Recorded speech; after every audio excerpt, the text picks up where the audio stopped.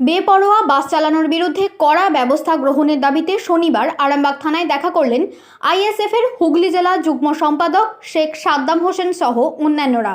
তারা আরামবাগ থানার আইসি রাকেশ সিংয়ের সঙ্গে সাক্ষাৎ করে সম্প্রতি ঘটে যাওয়া মর্মান্তিক দুর্ঘটনার বিষয়টি তুলে ধরেন এবং ভবিষ্যতে এ ধরনের ঘটনা রুখতে প্রশাসনিক পদক্ষেপের আর্জি জানান। জানা গেছে, গত মঙ্গলবার রাতে খানাকুলের শঙ্করপুর গ্রামের বাসিন্দা শেখ মফিজুল ইসলাম আরামবাগ বন্দর রুটের একটি বাসে করে বাড়ি ফিরছিলেন। সাদ্দাম হোসেনের অভিযোগ, ওই বাসের চালক মদ্যপ অবস্থায় অত্যন্ত দ্রুত গতিতে গাড়ি চালাচ্ছিলেন। এর জেরে আরামবাগের গির্জাতলা এলাকায় তিনি বাস থেকে ছিটকে পড়ে যান। ঘটনার কিছুক্ষণ পর আরামবাগ থানার পুলিশ তাকে উদ্ধার করে আরামবাগ প্রফুল্লচন্দ্র সেন মেডিকেল কলেজ ও হাসপাতালে ভর্তি করে। পরে শারীরিক অবস্থার অবনতি হলে তাকে কলকাতার একটি নার্সিংহোমে স্থানান্তরিত করা হয়। চিকিৎসা চলাকালীন শুক্রবার তার মৃত্যু হয়। এই ঘটনাকে কেন্দ্র করেই আইএসএফের পক্ষ থেকে থানায় ডেপুটেশন দেওয়া হয়। পাশাপাশি বেপরোয়া বাস চালানোর বিরুদ্ধে কঠোর নজরদারি, নিয়মিত চেকিং এবং দোষী চালকদের দৃষ্টান্তমূলক শাস্তির দাবি জানানো হয়। পুলিশের তরফে জানানো হয়েছে ঘটনার তদন্ত চলছে এবং অভিযুক্ত বাস চালককে ইতিমধ্যেই গ্রেপ্তার করা হয়েছে। অন্যদিকে আরামবাগ বাস মিনিবাস অপারেটর্স ওয়েলফেয়ার্স অ্যাসোসিয়েশনের সম্পাদিকা মধুমিতা ভট্টাচার্য বলেন, এ ধরনের ঘটনা কখনোই কাম্য নয়। কেউ অন্যায় করে থাকলে আইন অনুযায়ী তার বিরুদ্ধে ব্যবস্থা নেওয়া হবে। আমরা সব সময় সাধারণ মানুষের পাশে আছি। থানায় এলাম গত মঙ্গলবার, আরামবাগ বন্দর একটি বাস, নামটার পুতুল, সেই বাসটি বেপরোয়াভাবে তীব্র গতিতে এবং মদ্যপ অবস্থায় আরামবাগ বাসস্ট্যান্ডের মতো একটি ব্যস্তবহুল বাসস্ট্যান্ড, সেখানে বসে তারা মদ্যপান করে বাসের ড্রাইভার, হেল্পার, কন্ডাক্টর তিনজনা মিলে প্রায় 40-50 জন প্যাসেঞ্জারকে নিয়ে তারা বাসটি আরামবাগ ছেড়ে বন্দরের উদ্দেশ্যে রওনা দেয়। যাত্রী যারা ছিলেন তাদের দাবি ছিল, তারা অভিযোগ করেছেন বেপরোয়াভাবে মদ্যপ অবস্থায় কোনো স্টপেজ না মেনে তিনি গাড়ি চালাতে থাকেন এবং প্রতিমধ্যে কয়েকটি গাড়ির সঙ্গে তার সংঘর্ষ হয়, তারপরেও বাস থামায়নি। এমতো অবস্থায় গির্জাতলা যে রয়েছে সেই এলাকা সংলগ্ন এলাকাতে একটি প্যাসেঞ্জার, যার নাম শেখ সাহেব, ভালো নাম শেখ মফিজুল, খানাকুল থানার কাছড়া চৌমাথার শঙ্করপুর এলাকায় বাড়ি, তিনি প্রতি সপ্তাহের মতো সেই সপ্তাহেও তিনি বাড়ি ফিরছিলেন কাজ করে কলকাতা থেকে। তিনি প্যানিক সৃষ্টি হয়ে ভয়ে গেটের কাছাকাছি দাঁড়িয়েছিলেন যে কোনো সুযোগ পেলে হয়তো নেমে যাবেন, এমন একটা ব্যাপার ছিল। বাসের যে ড্রাইভার মদ্যপ অবস্থায় এমন এলোপাথারি তিনি গাড়ি চালিয়েছেন যে তিনি বাস থেকে ছিটকে রাস্তায় পড়ে যান, গুরুতর ইনজিওর্ড হন। প্রায় 40 মিনিট সেখানে পড়েছিলেন। আজকে আরামবাগ থানার আইসি মাননীয় রাকেশ সিং মহাশয় তিনিও আফসোস করছিলেন যে মানুষের মানবিকতা অনেকটা হারিয়ে গিয়েছে। সেখানে 40 মিনিট কোনো গাড়ি না পেয়ে সেই পেশেন্টকে আরামবাগ থানার কনস্টেবলরা আরামবাগ থানার গাড়ি করে হসপিটালে পৌঁছে দেয়। আমরা পুলিশ প্রশাসনকে তার জন্য ধন্যবাদ জ্ঞাপন করছি। প্রত্যেককে আমরা আহ্বান করব, একটু সদয় হন, মানবিক হন। যারা রাস্তায় এই সমস্ত দুর্ঘটনার শিকার হয় তাদেরকে ন্যূনতম হসপিটালাইজ করার ব্যবস্থা আপনারা নিন। এটা ছিল মূলত ঘটনা। এখন কেমন আছে? তিনি গতকাল শুক্রবার তিনি কলকাতার একটি বেসরকারি নার্সিংহোমে তিনি মারা যান। তার মৃতদেহকে যাতে দ্রুত পোস্টমর্টেম করে বাড়িতে ফিরিয়ে দেওয়া যায়, আমরা সেটার ইন্টারফেয়ার করি। আরামবাগ থানা এবং খানাকুল থানার সহযোগিতায় পোস্টমর্টেম কমপ্লিট হয়েছে।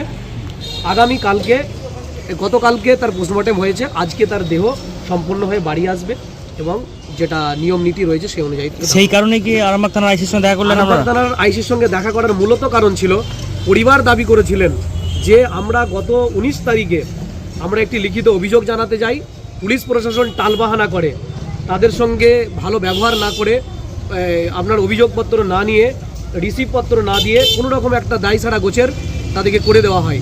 সেটা আমরা আরামবাগ আইসিকে জানতে চেয়েছিলাম যে এই ঘটনাগুলো কেন ঘটবে। তিনি বলেছেন আমি সেদিন ছিলাম না এবং যারা ছিলেন তাদের এটা কর্তব্যের গাফিলতি ছিল, অন্তত রিসিভ দেওয়াটা দরকার ছিল, তিনি সেটা বলেছেন।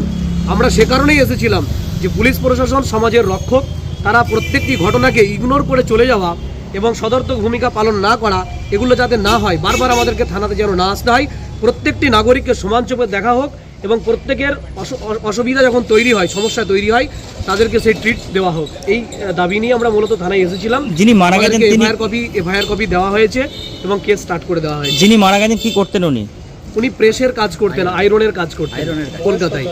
বয়স আনুমানিক 35+। বাড়িতে কে কে আছে? বাড়িতে তার 3টি কন্যা সন্তান, যেটা খুবই দুঃখজনক। দিন আনি দিন খায় একজন ডেলিভার মানুষ। বাড়িতে তার স্ত্রী রয়েছেন আর আনুমানিক বৃদ্ধ বাবা রয়েছেন, 3টে কন্যা সন্তান। কটার সময় হয়েছিল রাতে? ঘটনাটা ঘটেছে রাত্রি প্রায় 9:30 এরকম, 9:20 এরকম। ধরেছে। শেখ সাহেব, ভালো নাম শেখ মফিজুল ইসলাম, বয়স 35+। আপনার নাম? শেখ সাদ্দাম হোসেন, যুগ্ম সম্পাদক আইএসএফ হুগলি জেলা। আইএসএফ এর পক্ষ থেকে কি আপনারা এসেছিলেন আজকে? আমি অবশ্যই আইএসএফ এর পক্ষ থেকে, এবং যেখানেই মানুষের অসুবিধা তৈরি হয় আমাদের সঙ্গে যোগাযোগ করলে আমরা চেষ্টা করি। রাজনীতি মানে তো শুধুমাত্র নিজের স্বার্থ চরিতার্থ নয়, মানুষের পাশে থাকা জনপ্রতিনিধিদের কাজই এটা। সেটাকে স্মরণ করিয়ে দিয়েই আমরা মানুষের পাশে থাকার চেষ্টা করি, এবং সকলেই আমাদের পরিবার, সেই পরিবারের পাশে আমরা আছি।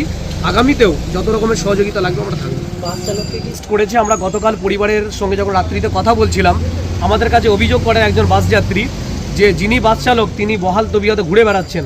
আমি সেটা আরামবাগ আইসিকে বলি এবং খানাকুল ওসিকে বলি। তিনি রাতে আমাকে সকালে জানিয়েছেন আরামবাগ আইসি ফোন করে যে না, তাকে অ্যারেস্ট করা হয়েছে এবং লকআপে রাখা হয়েছে। আমরা এখন তাকে দেখলাম, লকআপে রাখা হয়েছে।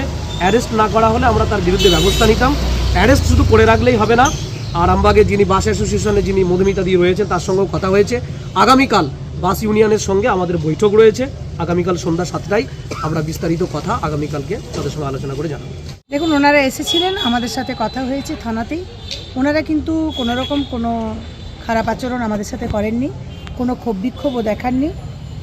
তো আমরা বলবো সর্বোপরি সবাই মিলে যৌথভাবে, যদিও আমরা জানি না প্যাসেঞ্জার গাড়িতে ছিল কয়েকজন, মদ্যপ অবস্থায় ছিল কিনা সেটা প্রমাণ সাপেক্ষ ব্যাপার। যদি হয়ে থাকে অত্যন্ত দুঃখজনক। যারা এসেছিলেন ওনাদেরও বলেছি, আরামবাগ আইসি যথেষ্ট সচেষ্ট, উনি আমাদের সাথে সহমত হয়েই কাজ করেন।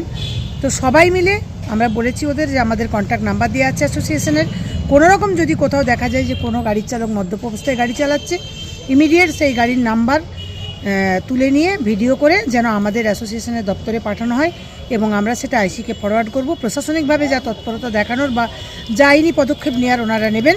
এটা আমাদের পুরো সমাজ ব্যবস্থাকে জেগে উঠতে হবে, কারণ কারোরই একার পক্ষে এটা সম্ভব নয়। গাড়ির চালক কি পুলিশ গ্রেফতার করেছে? হ্যাঁ, গাড়ির চালককে পুলিশ সেদিনই গ্রেপ্তার করে রেখেছে। এবার আইনের পথে চলবে। আমরা সবসময়ের জন্য আমরা অ্যাসোসিয়েশনগতভাবে সাধারণ মানুষের পাশে আছি এবং থাকব, এবং যে পরিবারের যে সন্তানটি চলে গেছে তার জন্য অত্যন্ত আমরা মর্মাহত। এরকম ঘটনা আমরা আশা করি না। আমরা পরিবারের পাশে আছি, পাশে থাকব। আমার নাম মধুমিতা ভট্টাচার্য, আমি Arambagh bus minibus operators welfare অ্যাসোসিয়েশনের সম্পাদিকা। এটা কি বাসে হয়েছিল? এটা হয়েছে আমাদের 24 নম্বর রুটের গাড়ি, পুতুল নামে যে গাড়িটি চলে সেই গাড়িতেই হয়েছে। এবার হাতের কাছেই মিলবে অত্যাধুনিক ও নির্ভরযোগ্য স্বাস্থ্য পরিষেবা। আরামবাগ, খানাকুল ও পরশুরা থানা এলাকার মানুষদের জন্য এক বড় সুখবর। খানাকুলের সেকেন্দারপুরে গড়ে উঠেছে একটি আধুনিক ও সুসজ্জিত nursing home, Lifeline Health Care. Director Sanjay পালু।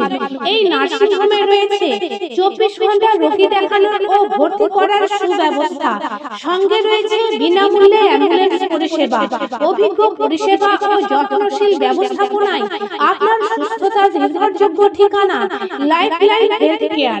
যোগাযোগ 9735481158 7432984404।